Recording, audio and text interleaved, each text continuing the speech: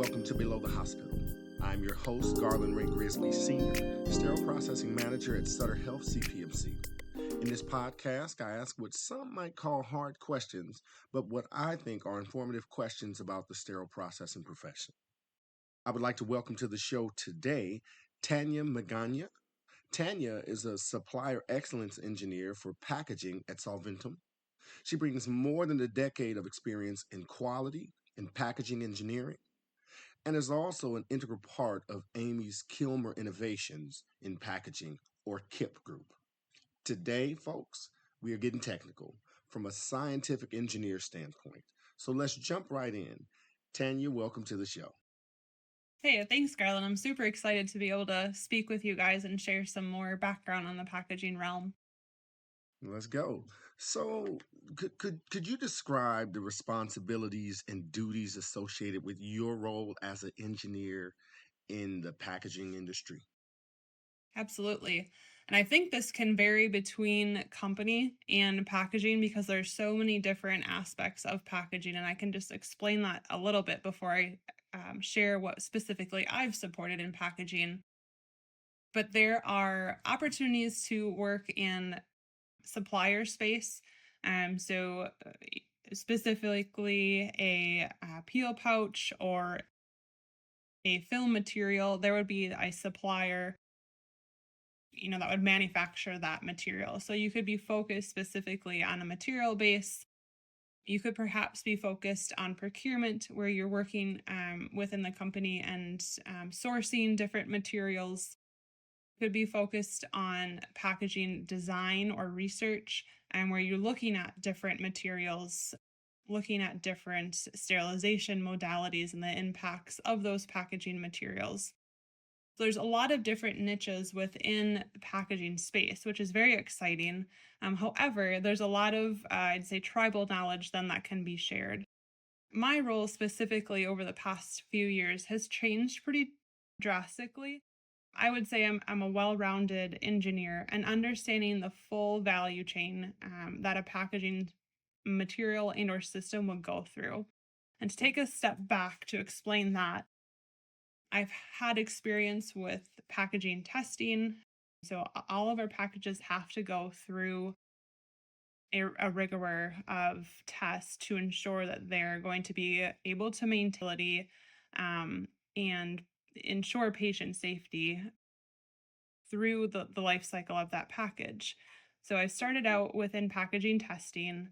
I moved in then to a quality role where I'm understanding the documents that are required to support the packaging testing. We work in a very regulated space within medical device, and we oftentimes will have a quality system such as 1345 that we need to follow, which really ensure the design of your package and product are able to be manufactured and reproduced the same. And you have documentation to support that would then be submitted to the FDA. So I've got that background as well. And then I moved into a role where I started NPI work, so new product introduction. And that's really where the R&D packaging space started for myself, that I liked and enjoyed and continued to pursue in my career. But the device itself or the product itself and how it's used in industry, in the healthcare space, with your patients. But then not only the importance of understanding how it's used, but how are you going to get the materials from your supplier? How are you going to manufacture those consistently and be able to reproduce the same results to meet your requirements? And then how are you going to get that package from manufacturer to your end user? And that's where I've been focused over the past several years, which I think at the end of the day, I'm able to take a step back and understand all of the different touch points and the challenges and the risks that come with that. But then you're able to engineer your packaging to ensure that it can meet the end sterility goal and really patient safety at the end of the day. Nice. Thank you for that excellent breakdown of just what it means, like in your case, to be well-rounded as it pertains to packaging and sterility. So that brings us to this next question. Now, it's a two-part question. And then you just mentioned it, like meeting the goal, right, of sterility. So, what are the main requirements for sterile packaging, and what qualities must a pouch have to maintain instrument sterility and patient safety?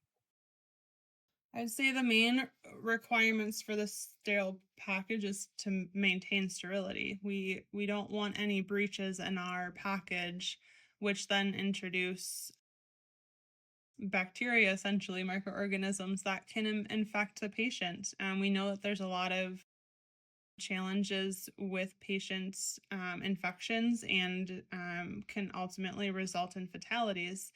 So that is the most important that we look at from a packaging standpoint, is maintaining sterility throughout the value chain until point of use. Some of those qualities that would be required for a bag or pouch or package material: is it able to hold the product that's in it and not be punctured? So we don't want to have any breaches in the material, whether it's a film or a Tyvek or a paper material. We don't want to have any degradation to the seals. So depending on the sterilization modality, also, are you able to inspect for the end user? Are you able to inspect and ensure that that package has not been breached until that point of use? Yes, thank you for that. So now let's talk briefly about its applicability. What's the applicability of your work as a research scientist to sterile processing profession? So everything that we're doing is setting up our end users, or in the SPD space, for success. If we're not able to, whether you're the manufacturer of, say, a sterile wrap or the pouch itself, and you don't know what the end user or the environment that those materials are going to be used in, or able to communicate, whether that's via training or an IFU, of what those materials are able to be exposed to, how they're supposed to be handled, how they're supposed to be stored, what an event is, we're not doing our due diligence as the packaging engineer and or I guess the healthcare facility, and ensuring that that package is going to be maintain sterility. And I've seen this as an opportunity with an industry. What I've been trying to do with an industry within KIPED is break down those silos between the different stakeholders. So packaging and nursing and SPD staff, bringing awareness to how packages are designed, what the requirements are, what is an event related, activity where you should scrap that material and have to reprocess. If we're not communicating back and forth of how the package is supposed to be handled, whether that's through an IFU or through training, we're really cutting ourselves short and not ensuring that patient safety is top, of our goal successful. So again, through KIP Ed, I've been trying to break down those silos so that we can have discussions across those stakeholders to ensure that we're developing the package material or that system and how it's used in the hospital, and or educating and learning from those end users of how is it handled, and maybe how can we change our materials, or is there things that we can add into the IFU or help from a training standpoint, just to ensure that we're all on the same page and we're working towards that end goal of patient safety. Yeah, thank you. And that is important. I mean, silos have their place, right? They have their place in the interim, I'll say, to get things started. But then I definitely appreciate the fact that you want to break the silos down after a while and come together so that everybody understands. Because, I mean, there's nothing worse than, and I say it all the time, folks saying, who did this, right? Who wrote this? who put this out, right? And in some cases, it's driven in a silo. So when folks come together and groups come together, it makes things more understandable. So everybody can explain it the way that it should be explained. So thank you for that. So another question, and ties in with the silos and coming together and trying to figure things out, or having a better understanding. What are the most common ways packaging fails in real world hospital environments, and how do these influence your design choices? Yeah, great question. And I mean, to be completely honest, in my, over a decade of experience within packaging, I haven't actually been able to go into a hospital and see how packages are handled all the way from receipt on the receiving dock through placing into the sterile, storage locations to then being, maybe their packages are then placed into ORs or ERs, or even how they're handled down in the sterile reprocessing spaces. However, within Kip Ed is where I've gained all of my understanding, and I'm so thankful to have that opportunity that there's been individuals that are in these different spaces from the end user standpoint that are willing to educate and try to break down again these silos, and so we can work better together. Within Kip Ed, we did also create a white paper with regards to explaining ISO 11607 and the whole development process. And we'll talk about this a little bit more in a different question. But really, what we had learned is our packaging systems that we develop are shipped in a master case, and that's that brown craft case. You'll see those through Amazon, and just other packaging that arrive at your home or work, but it's the brown case. And in those, it can be another shelf carton. So oftentimes that would be a white carton. Maybe it's a individually packed, or there's additional materials added. And then you'd have, if you don't have that shelf carton, then you'd have your sterile barrier. So that could be your bag, your pouch. For SPD specifically, that could be your sterile wrap with your trays inside. From a packaging engineer's understanding, we didn't know that, and this goes across industry in most cases, that our packaging systems are often tested at that case level, but in the hospital, they're taken out of that case, that master case, and distributed individually. Sometimes they're distributed and kept in that shelf carton, but how we've tested in packaging and how it's used in industry is drastically different. So, bringing back to the question of what are the most common ways package fails in the real world hospital, my understanding would be staff is perhaps maybe putting, and again, this would be for single use, maybe not per se of the SPD and reprocessed materials, but the handling, they might be putting things in their pockets. They might be putting things underneath their arms.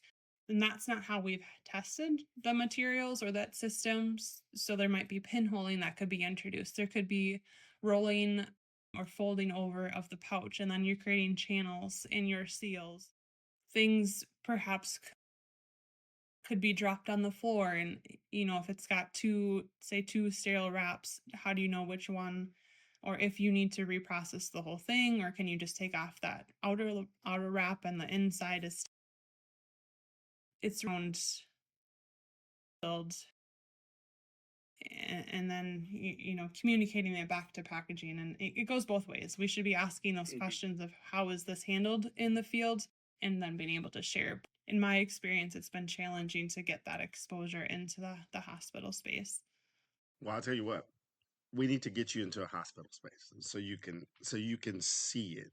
I'm telling you, there's nothing like seeing it. You can hear it all you want. You can hear all of the different stories from the different places, different facilities, different leaders, different technicians, but seeing it in real time and then visiting another place and seeing it in real time.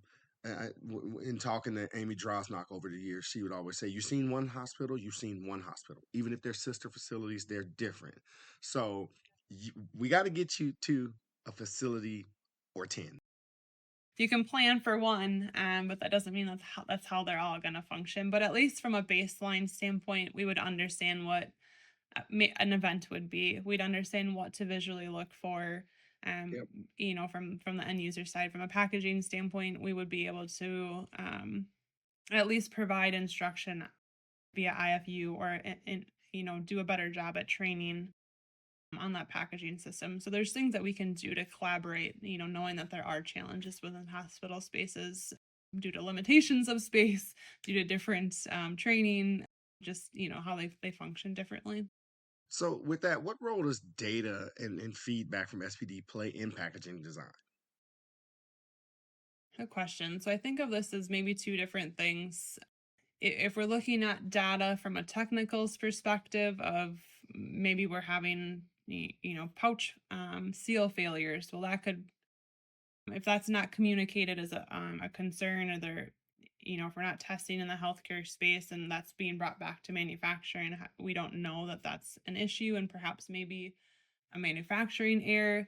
Now, on the other side, in the manufacturing space, going back to our regulations and quality system, we have systems in place that ensure that we're able to manufacture packaging materials consistently and repeatably and output with the same data points. Essentially, you're meeting your same seal strength. You're ensuring that you don't have any pinholes or degradation to your packaging materials, and that it's going to perform to meet that. Um, with regards to SPD playing the packaging design, if there's things that aren't working or you have concern about, being able to communicate that back to packaging engineering is just invaluable. It's so helpful to understand if there's challenges in the end space, resolve the issue. But we don't know what you don't know. So if we're not educated and of the challenge or things that you guys are seeing, we can't help support or change packaging system or update an IFU if it needs to be, or even the standards. Right, right. So in talking about standards, right? Are there any industry standards or guidelines that are relevant to your work, Amy, or otherwise, that folks can tap into? So going back to ISO 1340, 5 is the quality system. Again, that's for manufacturers making um, packaging materials, or contract manufacturers making devices themselves. And that's just the guideline. We're going to reproduce and manufacture these materials the same. We've got work instructions that tell us how to do that. Approved suppliers that we have done validation on those materials. So we have a good controlled system of our output. We also, from a packaging standpoint, follow ISO 11607 -1 and -2. So there's two parts of it, but that's the medical device packaging development, validation, and qualification process. So it's essentially packaging's Bible that we follow for walking through an MPI project. So that covers your raw material itself, it covers your design, it covers the validation to ensure that you're able to manufacture and reproduce that packaging system. And there's different items in there, but I'll maybe just refer to the white paper that we have on LinkedIn, which explains that in further detail. And then within Amy, I'm aware of ST79. And one thing that is great about KIP Ed, and just even us having this conversation and sharing knowledge, is we have the opportunity as industry to make changes to those standards if we see that there's a gap or something is not working. And that is just an awesome opportunity for us as industry to be able to make those changes and have a seat at the table. Because at the end of the day, we want our packaging systems, we want our healthcare workers to all be safe. We want our patients to not have infections. And that's our end goal, is patient safety. And we don't want to make a packaging system that's difficult or annoying. And we want it to be successful in all throughout that value chain. So it's just great to have the opportunity to collaborate with individuals and be able to make those changes if we see that there's an opportunity to make an improvement, or there's a new challenge that has come within industry and there's nothing there currently in the standard to guide us, that we can update those and great to put a standard in place. So we'll ask this final question before we take off. Are there any recent innovations in sterile packaging that have meaningfully improved patient safety or SPD operations? I think this is a good question, and I don't have, I guess, much to maybe speak to this one on. I know that there's been some innovations with regards to looking at different sterilization modalities. There's been some innovation that I've seen over the past years around visual inspection of packaging materials. The seal is a different color, which helps with visual inspection to ensure like there's no channels or there's no pinholing. But that, I would say, is probably the extent of what I would be able to speak to on this one. Tanya, thank you for taking the time out to chat with us today. It was definitely an interesting conversation, deep into packaging, which is great because this is something we don't normally get, right? So definitely appreciate you taking the time to talk with us today. Yeah, thank you for having me. As usual, folks, I hope this episode has been useful. We'll be back in 2 weeks with another episode. If you want to support the podcast, you can find us at Below the Hospital on Spotify, Apple Podcast, YouTube, and Amy.org. Until then, see you when I see you.